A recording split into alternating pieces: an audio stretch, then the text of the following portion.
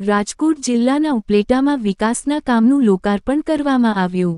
ઉપલેટાના વાડલા ગામે મૂછ નદી પર નારાયણ સરોવર નામના ચેક ડેમનું ધારાસભ્ય ડો.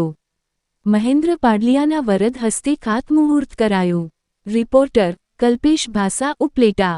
2 કરોડ રૂપિયા 17 લાખના ખર્ચે ચેકડેમ તૈયાર થશે। 800 વીઘા ખેતીની જમીનને પિયત માટે પાણીનો લાભ મળશે।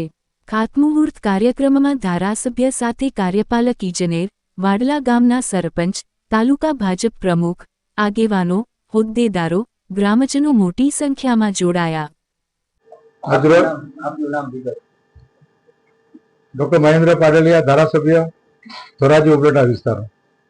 આજે મોજ નદી ઉપર વાડલા ગામે એક લગભગ 2 કરોડ ઉપર રકમની ચેકડેમનું ખાતમુહૂર્ત થયું અને આ ખાતમુહૂર્ત થવાથી આ વિસ્તારના લગભગ 800 વીઘા જમીનને પાણીનું રિચાર્જ થશે અને 800 વીઘા જમીનનું જે તળ છે એ તળ ઊંચું આવશે અને ખેડૂતોને ખૂબ જ ફાયદો થશે। આ ચેકડેમ નવી જે સરકારની ગાઈડલાઈન છે, નવો સ્પેસિફિકેશન છે એ મુજબ કરવામાં આવશે, જેથી કરીને અગાઉ જે યોજનાઓ હતી અલગ અલગ એ પૈકી જે ચેકડેમો તૂટી જતા કે મુશ્કેલી થતી એને બદલે હવે ટેકનિકલી નવી ડિઝાઇનની આ ચેકડેમનો સર્વે થયો છે અને લગભગ 100 મીટર ઉપર 130 મીટરનો ચેકડેમ છે।